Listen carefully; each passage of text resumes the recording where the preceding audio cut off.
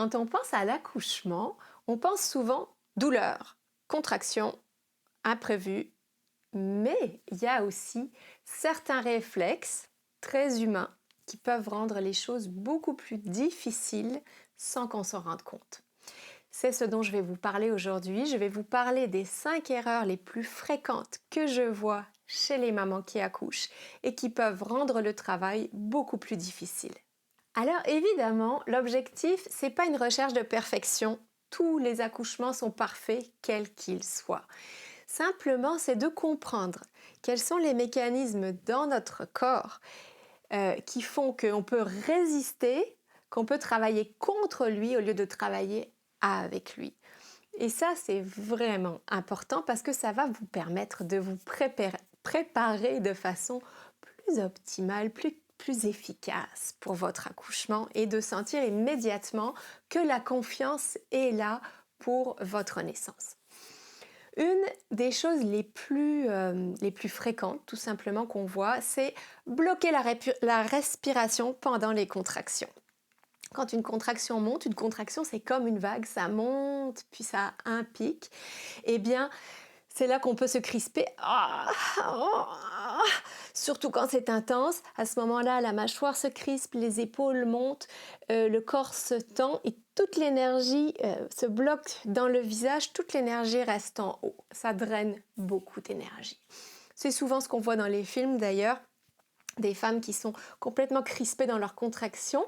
Et c'est là d'ailleurs que parfois on peut se mettre à crier dans les aigus, un peu dans des sons de panique.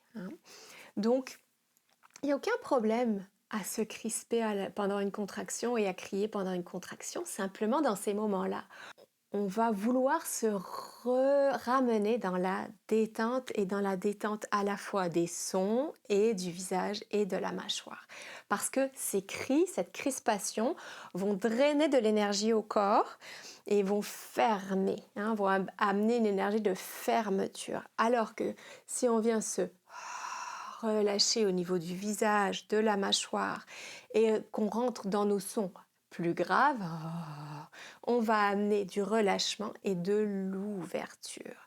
Donc, aider la maman à garder son souffle, à se ramener dans ses respirations très ancrées, va être une grande clé pour éviter de rentrer dans la panique qui est plus dans les sons aigus. La deuxième erreur, c'est de rester figé. C'est une autre erreur très fréquente, c'est de s'immobiliser complètement et de se figer pendant les contractions. Or, le bassin aime le mouvement. Le bassin à l'accouchement aime le mouvement. Le bébé descend à travers le bassin, il fait une rotation pendant qu'il descend. Le bassin a besoin de bouger, de tourner, de respirer, de changer de position.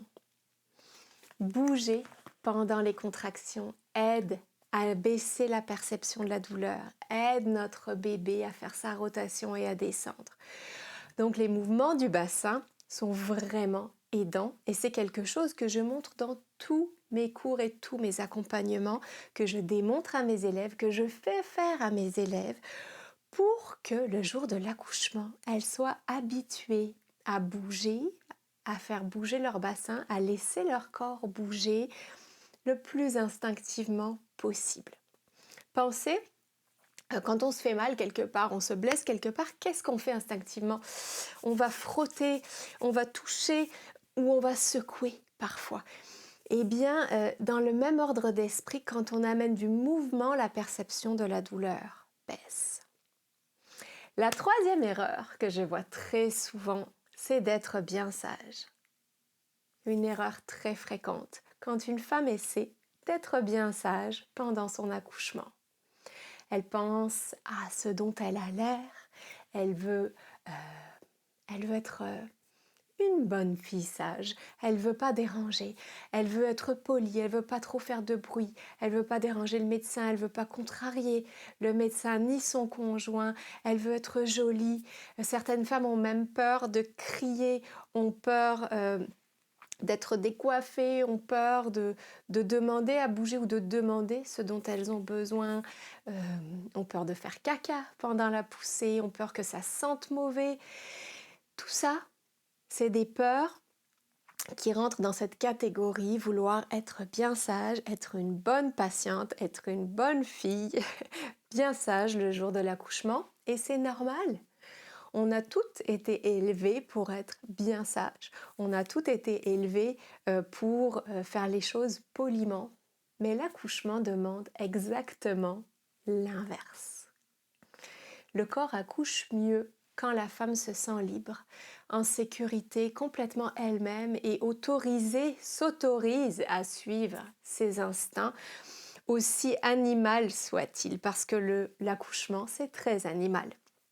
Donc le corps, le jour de l'accouchement, a besoin de relâchement, de mouvement, de son, de liberté. Le corps a besoin de suivre son instinct, a besoin de se sentir soutenu et en confiance, quoi qu'il fasse.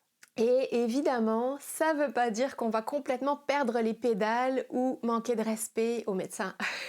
C'est pas ça, mais en tant que doula, j'observe beaucoup de femmes qui, pendant leurs contractions, s'excusent d'avoir eu un geste, se soumettent, disent oui par habitude.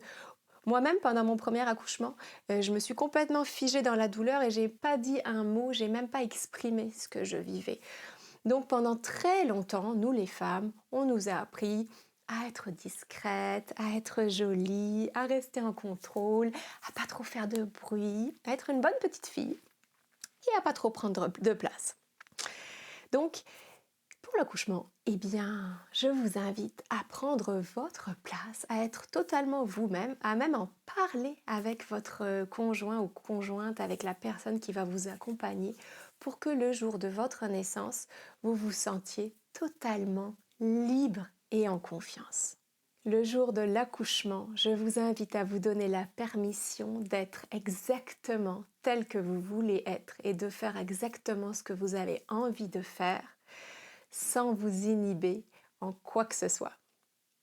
L'erreur suivante que j'observe souvent, c'est de paniquer. Alors évidemment, il y a des moments pendant l'accouchement où on a peur, il y a des moments où on perd notre centre, c'est normal, c'est humain. Le mental va prendre les commandes, la peur va monter, on va se demander, c'est toujours les mêmes questions que le mental nous pose. Hein. Quelle heure il est? À combien je suis dilatée? Est-ce que je vais y arriver? Combien d'heures il me reste? J'en peux plus, je veux rentrer chez moi. Mais quand le mental commence à prendre toute la place, c'est là que le corps va souvent se mettre en mode protection. Donc c'est là qu'on va respirer moins amplement, se tendre. On va dépenser beaucoup d'énergie, la fatigue va monter, c'est la perte de repères qui va prendre le dessus.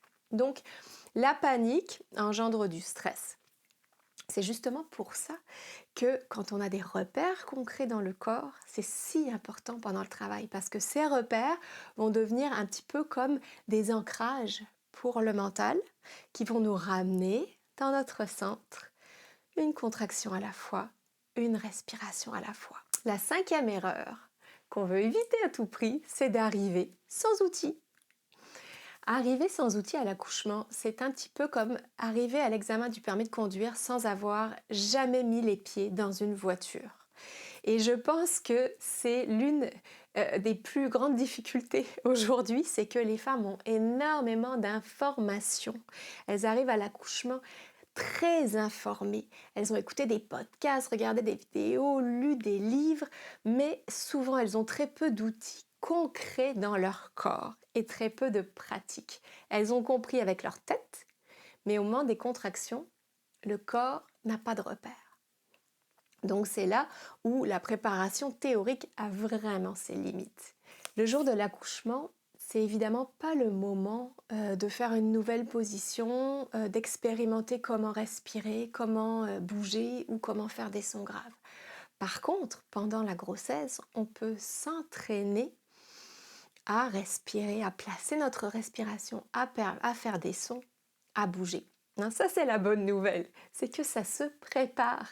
Le corps apprend, le mental apprend, la connexion tête-corps s'apprend Et même les femmes très anxieuses peuvent vivre des accouchements fluides, des accouchements dans la confiance lorsqu'elles se sont préparées. Je le vois chaque mois avec les clientes que j'accompagne en tant que doula, donc je vous encourage à vous préparer et à vous préparer dans votre corps. Et justement, dans la prochaine vidéo, je vais vous raconter l'histoire d'une femme que j'ai accompagnée qui vivait énormément de peur avant d'accoucher, qui craignait la douleur de l'accouchement plus, et qui a complètement transformé ça et vécu une très belle expérience d'accouchement. Dans cette prochaine vidéo, je vais vous raconter comment une de mes clientes est passée de j'ai peur d'accoucher à j'ai hâte d'accoucher.